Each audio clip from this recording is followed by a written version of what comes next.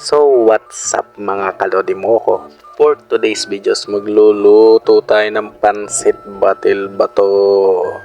At dito ay hinahalukay-halukay ko na ang ating niluluto.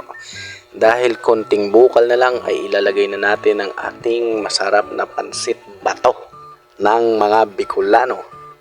Yan. At meron na tayong mga buns dyan. Yan. Dahil tayo ay naatasa magluto, tayo magluluto. So sa mga hindi pa naka-follow, pa-follow and share na po ng video na to. At ito na nga, ang ating mga sahog nilagay na natin.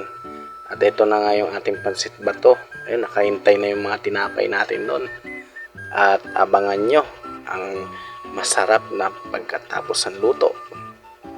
At ayan nga, habang hinahalo na nga po natin ang ating pansit bato, ay maraming salamat sa inyo sa panonood.